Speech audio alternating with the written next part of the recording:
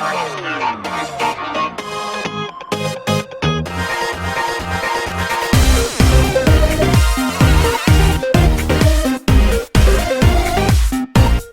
guys, welcome back. This is my part 2 to how I became a medium. So I wanted to get into basically how I read, the visions I get, and how I interpret things. So usually when I do a reading, my client will be sitting in front of me, and that's, if someone comes through, that's how I'll tell you how I can tell how they're related or how this person knows them, in which the person stands. So say I'm the client, on my left, which is your right, I would have the male, so say you got a mum and a dad, so that will be the male, that will be the female. So mum and dad here, and then as we go back, it's like a ladder. So that would be mum and dad, then it will be grandparents, and then so on and so on and so on. So they stand further and further away from the person, which means to me that they're great-grandparents or whatever it may be. Now friends either stand side by side, brothers and sisters stand side by side, children stand in front always for me. I always see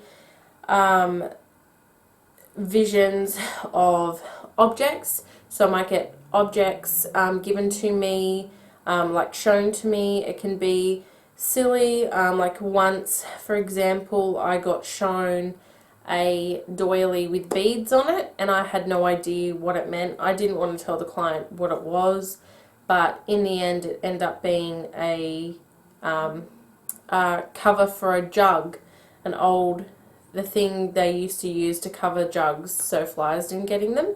So, you know, things like that. I said it to the client in the end, and they were like, yeah, my mum used to use them all the time. So, you know, I always trust things, as silly as they may come across to me, and I don't know what they are sometimes. I always try to explain it and put that across. Now, I also get names, initials. I get sometimes feelings of, not so much doom. If someone's got a sickness, I can sometimes feel that. I had a lady come to me, I had a lady come to me anyway, and I hugged her before a reading, and she gave me some energy of hers, I suppose. And this is the first time, I'm not psychic or anything, I'm just a medium, so I can't see people's future. I can't, although I do have a really strong intuition, I can't see people's future. But she hugged me, and I couldn't really read for her. I just, in my head, I wanted to tell her that she was dying.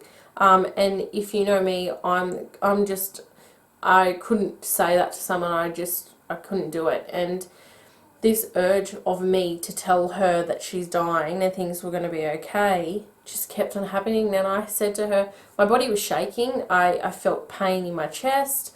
It was just horrible. And I said to this lady, I said, you're dying.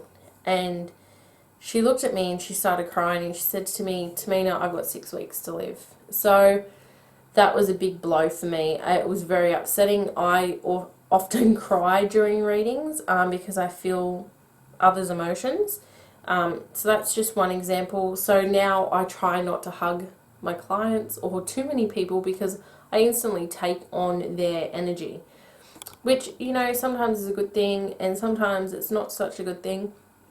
But yeah, so that's one of the things. Now, I also get, like I said, names, I get objects, I get, what else do I get? Memories, I get feelings of things. It's really hard, like, to describe, to use, because as it's happening to me, I've got to try and find ways to express that. So I'm only shown certain things, and I've got to try and interpret that to get it across to the person I'm reading for. So it's kind of really hard. There's a few people, like I know if a lot of people are not, I suppose, open to it, I kind of leave that alone.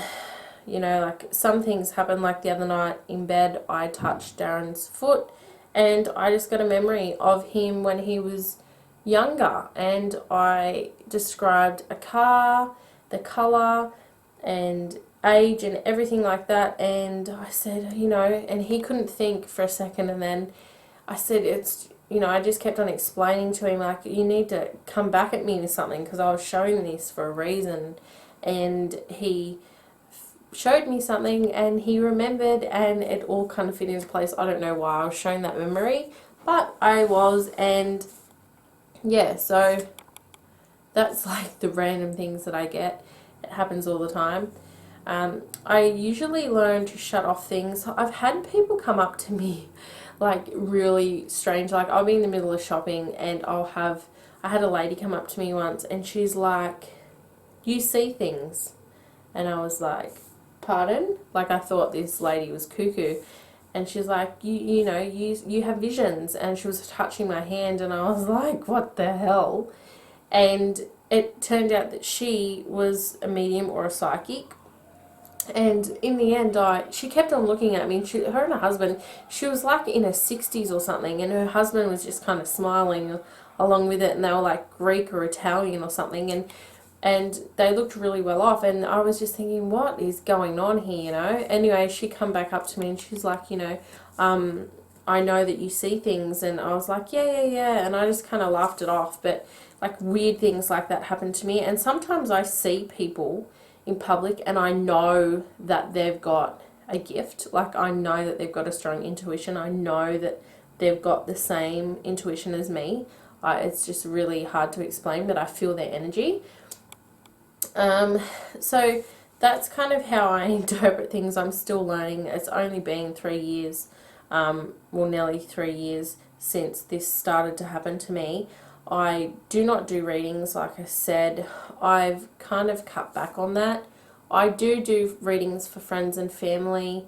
I don't choose to kind of advertise myself out there. Like as a medium or a psychic or anyone that has these kind of abilities, I guess you're always kind of skeptical yourself and you don't want to let anyone down. So, you know, every time I do a reading, yeah, it's always spot on, but there's always that point of, what if you're not right? And then, you know, I don't want people to think that I'm full of it. So there's also that side of it as well, as I don't fish for answers.